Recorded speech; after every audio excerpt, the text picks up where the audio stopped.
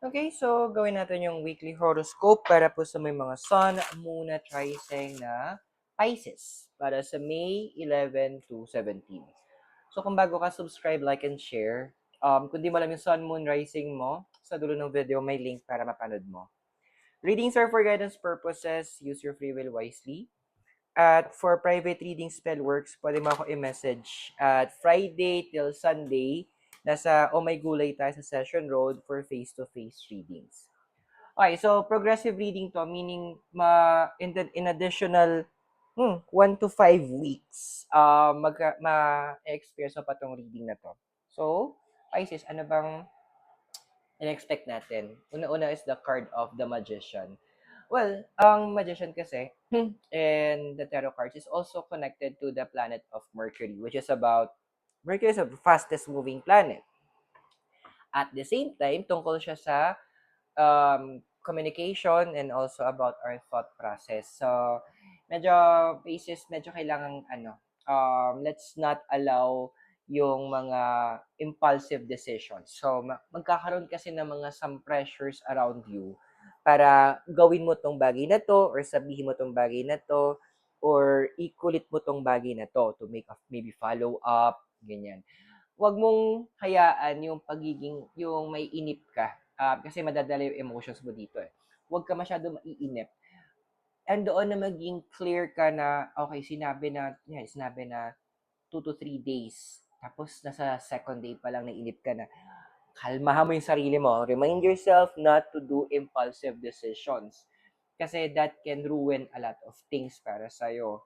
Kumbaga, medyo patience. Sabi nga, patience, hindi siya virtue actually. Skill na siya na pinag-aaralan natin ngayon. Pahabaan tayo ng pasensya. So, kalma-kalma ha. Kasi yung 8 of Cups here, magkakaroon kasi ng mga bugso ng damdamin akong nakikita dito. So, 8 kasi is about the power and emotions yung cup. So, given pa na sa tatlong water sign, ikaw yung talagang babad sa water. So, it is very important na ikaw yung kasabihan nga, you are the captain of the ship, you are the master of your soul. So, in Tagalog, ikaw yung kapitan, ikaw yung may-ari ng sarili mong emosyon. Hindi yung sinasabi natin na mga dahilan din, nadala ako. Actually, hindi totoo yun.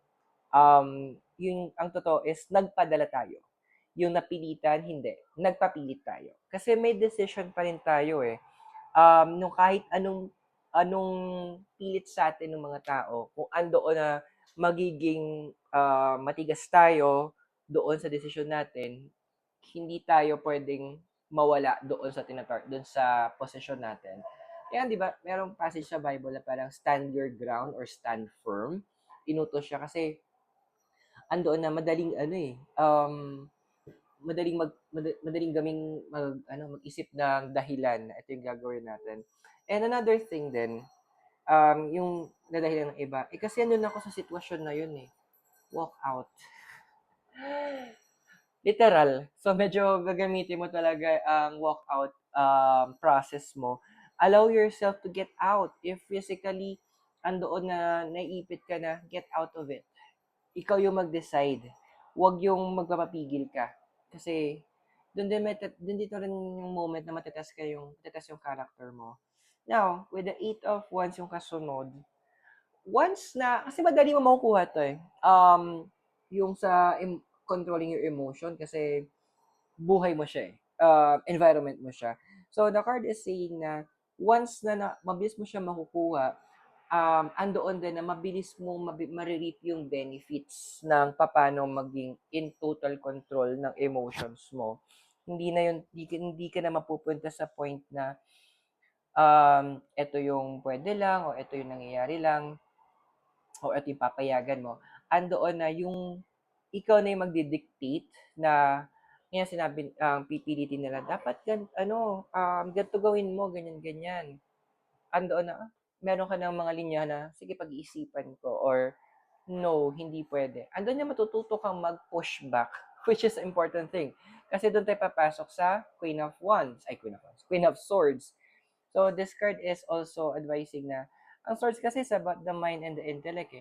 So, andito na, you will be the one who is empowered na. Kasi, Sa law of attraction, 'di ba, tandaan natin na yung creation, the manifestation, dito nagsisimula yan sa mind natin. Pero scientifically kasi may 50,000 thoughts na dumadaan sa utak natin. Ang hirap namang kontrolin nun.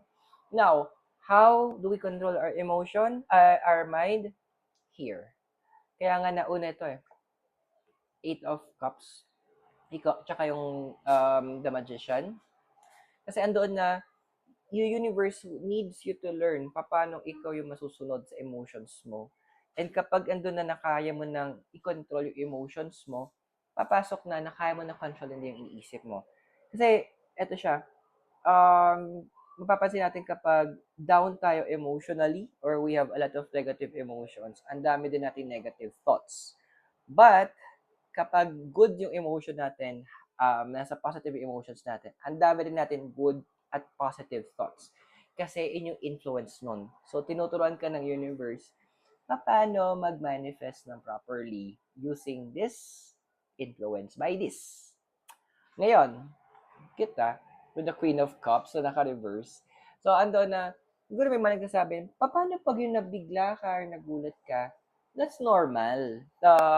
Yung tipong mga hindi na ano yung mga unexpected na mangyayari. That's normal na magkakaroon tayo ng reaction, magugulat tayo. Pero ang sinasabi din ng universe, it's ano yung kasunod nun. Pag nag-react ka ba, di ba may iba, pag nagulat, nananampal. May kilala akong ganun. Nananampal. Pero that means andoon na kung magagawa niya na makokontrol yon, nagmamature siya kasi siya yung meron siyang control over sa sarili niya. So yun yung gusto ipahiwatig ng universe. Initial reactions, walang problema doon. Pero yung secondary and succeeding reactions, doon tayo magkakaroon ng issue na. Doon ka na itetest ng universe, doon ka natuturuan ng universe. Next natin is the card of the moon. The moon. The moon. Ayan. So, ang moon kasi in astrology is about our emotions, our inner thoughts. So, andito na gustong ipaalala sa'yo ng universe, you need to also protect your emotions. Kasi may mga tao around you, sabihin na lang natin na manipulative sila sa emotions, yung tipong alam nila paano umikot yung emotions mo at ginagamit nila yon para ma-manipulate nila for their own benefit. Diba? Kaya may mga iba na sa inyo na parang andoon na sarap harapan yung mga taong nakilala nyo na yung totoong nilang kulay, paano sila mag-manipulate sa'yo, is marunong ka nang magbiglang mag-take ng stand na no, hindi pwede, ayoko, or hindi ka na yung tipo nagpapadala doon sa mga mabubulaklak na salita o sa mga pangako nila na madalas na papako naman. Now, andito yung point na if you are in that level na goods, tuloy mo siya kasi protecting your inner peace is very important. Kung wala ka pa, especially yung mga nasa may mga Pisces moon, mahirap siyang task, pero kasi lahat naman pwedeng matutunan, di ba? So, andoon na give yourself the time para matutunan mo paano yung mga kailangan mong gawin, tutunan mo paano mo makontrol yung sarili mo, yung inner self mo. Kasi with the Page of Cups, once na nagawa nyo that you are able to control your emotions, hindi na kayo padalos-dalos sa pagdesisyon, makikita nyo sa sarili nyo na nagkakaroon ng new opportunities, nagkakaroon ng maturity. Kasi in maturity, pag nagkakaroon tayo ng maturity, nagkakaroon tayo ng dagdag responsibilities. With additional responsibilities, additional resources. Resources is also same to blessing.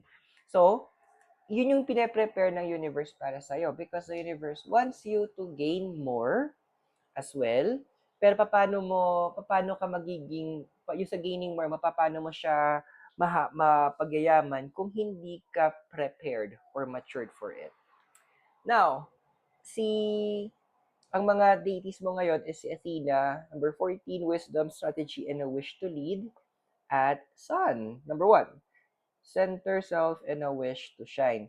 So, ito na yung moment na talagang a lot of you will take the lead na ayusin nyo naman yung mga bagay-bagay.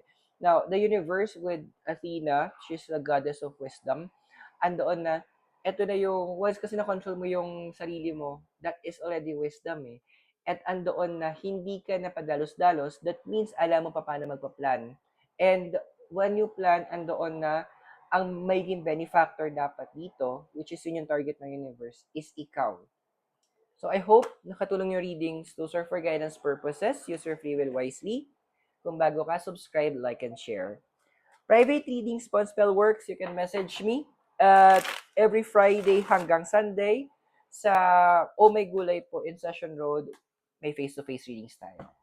So maraming salamat. God bless. Namaste. Hare Krishna and blessed be and hope to see you soon. From Baguio City, have a great day. Bye for now.